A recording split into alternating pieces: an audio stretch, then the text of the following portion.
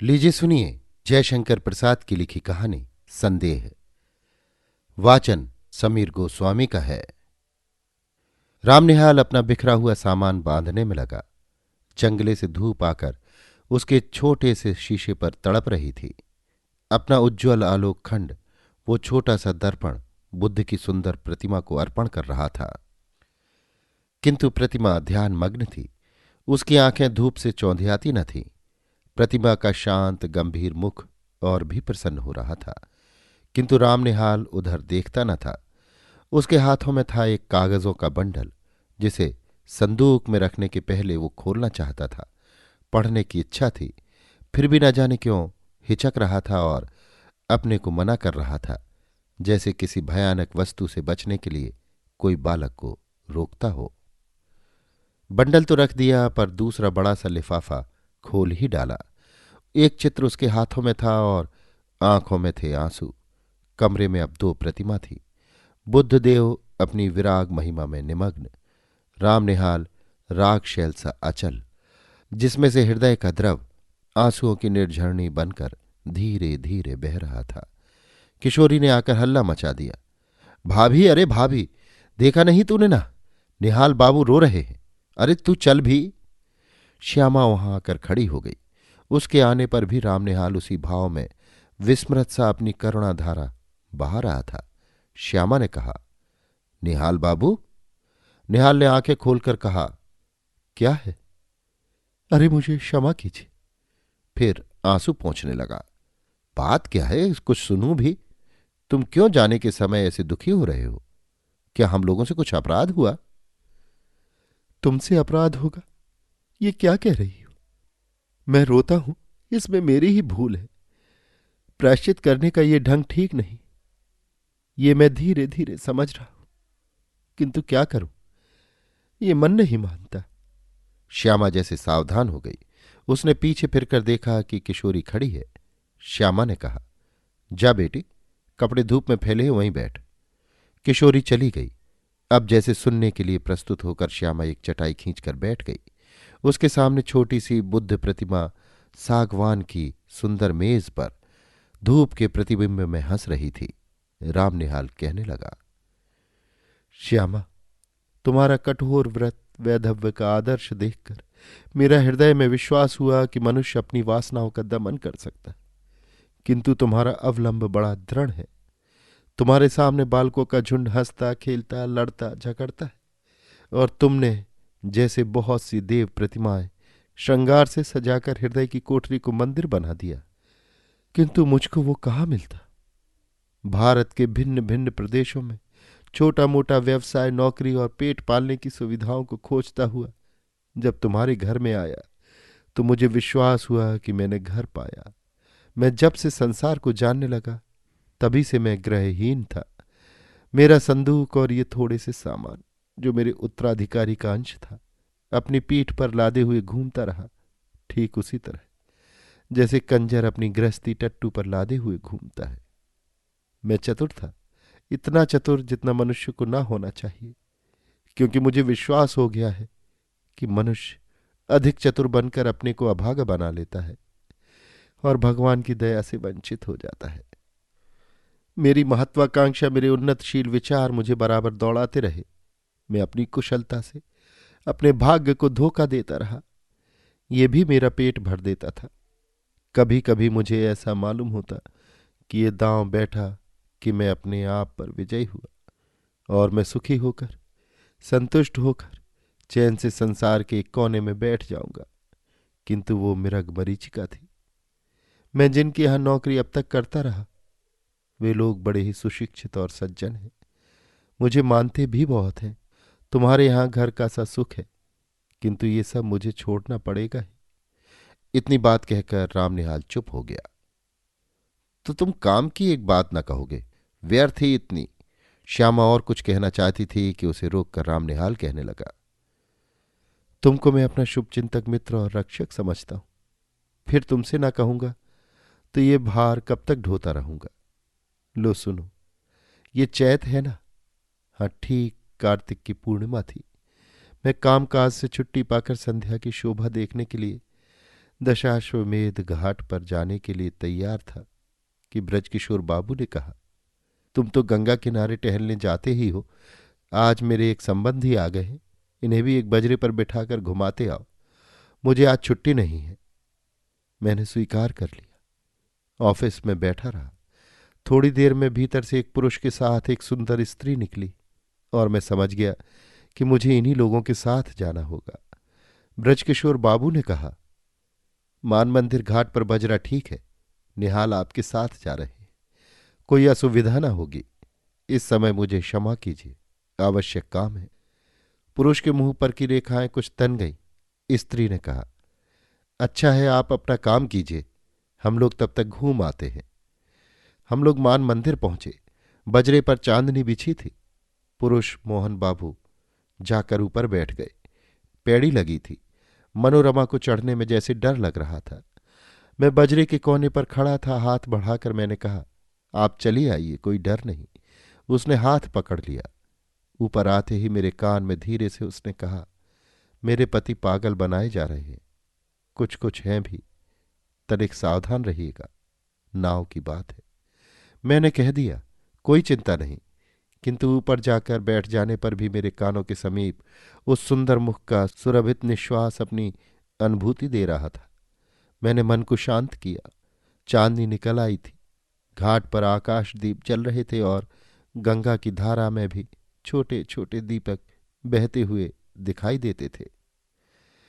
मोहन बाबू की बड़ी बड़ी गोल आंखें और भी फैल गई। उन्होंने कहा, मनोरमा देखो, इस दीपदान का क्या अर्थ है, तुम समझती हो? गंगा की पूजा और क्या, मनोरमा ने कहा। यही तो मेरा और तुम्हारा मतभेद है। जीवन के लघुदीप को अनंत की धारा में बहा देने का ये संकेत है। आह, कितनी सुंदर कल्पना, कहकर मोहन बाबू जैसे उच्छ्वसित हो उठे। उनकी शारीरिक चेतना मानसिक अनुभूति से मिलकर उत्तेजित हो उठी। मनोरमा ने मेरे कानों में धीरे से कहा, देखा ना आपने? मैं चकित हो रहा था। बजरा पंचगंगा घाट के समीप पहुंच गया था।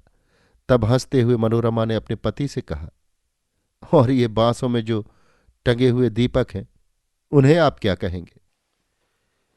तुरंत ही मोहन बाबू ने कहा, आकाश भी असीम है ना, जीवन दीप को उसी ओर ले जाने के लिए भी संकेत है। फिर हाँफते हुए उन्होंने कहना आरंभ किया, तुम लोगों ने मुझे पागल समझ लिया है, ये मैं जानता हूं। ओह, संसार की विश्वासघात की ठोकरों ने मेरे हृदय को विक्षिप्त बना दिया है, मुझे उससे विमुख कर दिया है। किसी ने मेरे मानसिक विप्लवों में मुझे सहायता नहीं दी। मैं ही सबके लिए मरा करूं, ये अब मैं नहीं सह सकता। मुझे अकपट प्यार की आवश्यकता है। जीवन में वो कभी नहीं मिला।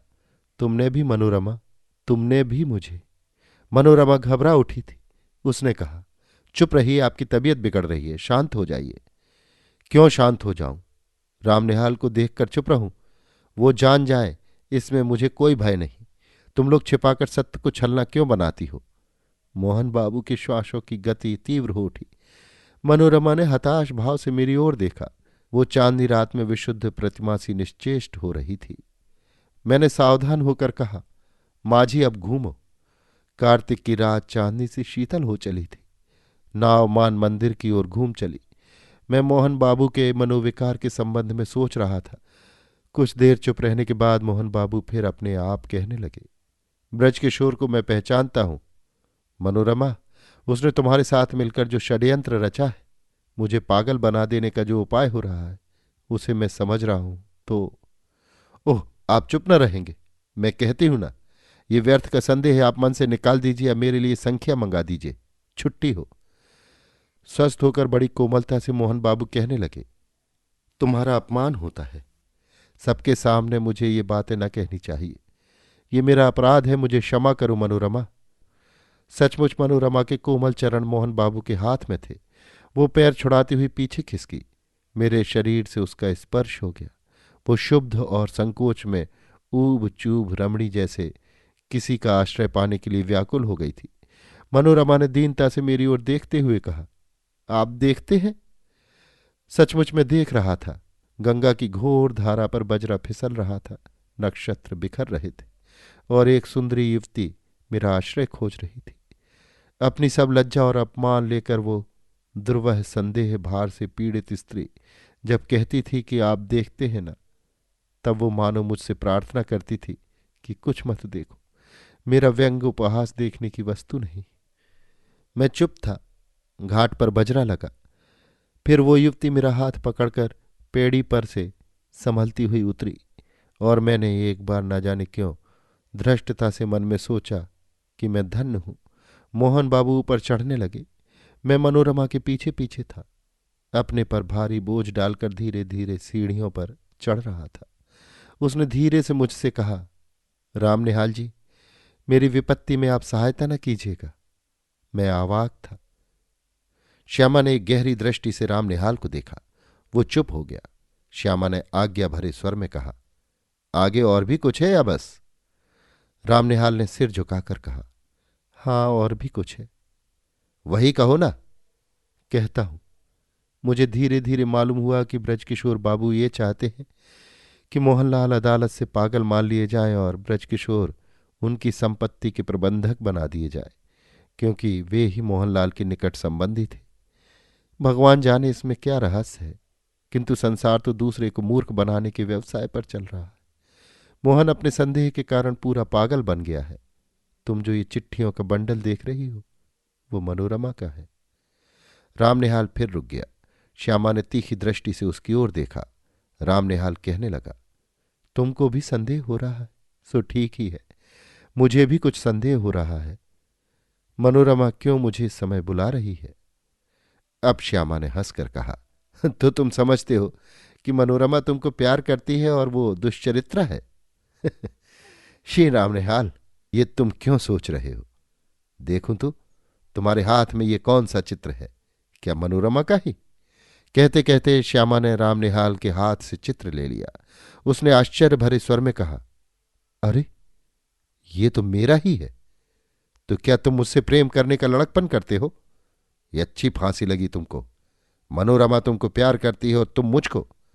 मन के विनोद के लिए तुमने अच्छा साधन जुटाया है, तभी कायरों की तरह यहां से बोरियां बधना लेकर भागने की तैयारी कर ली है। राम निहाल हतबुद्धि अपराधी सा श्यामा को देखने लगा, जैसे उसे कहीं भागने की राह न हो। श्यामा दृढ़ स्वर में कहने लगी, निहाल बाबू, प्यार करना बड़ा कठिन है। तुम इस खेल को नहीं जानते। इस चक्कर में पड़ना भी मत। हां, एक दुखिया स्त्री तुमको अपनी सहायता के लिए बुला रही है। जाओ, उसकी सहायता करके लौट आओ। तुम्हारा सामान यहीं रहेगा। तुमको अभी यहीं रहना होगा, समझे? अभी तुमको मेरी संरक्षता की आवश्यकता है। उठो, नहा धो लो। जो ट्रेन मिले उससे पटने जाकर ब्रजकिशोर की चालाकियों से मनोरमा की रक्षा करो और फिर मेरे यहां चले आना। ये सब तुम्हारा भ्रम था, संदेह था। राम निहाल धीरे से उठकर नहाने चला गया। अभी आप सुन रहे थे जयशंकर प्रसाद की लिखी कहानी संदेह। वाचन समीर गोस्वामी का था। Behind every company, there's a time-tested engine keeping it moving. After earning his master's in accounting degree online from Grand Canyon University, Isaac's helping drive his client's business forward by identifying efficiencies and building business models. He's become a core team member, keeping clients on budget and ensuring their success. What do you think accounting careers look like? GCU offers over 175 high-quality online programs like this one. Find your purpose at Grand Canyon University. Visit gcu.edu.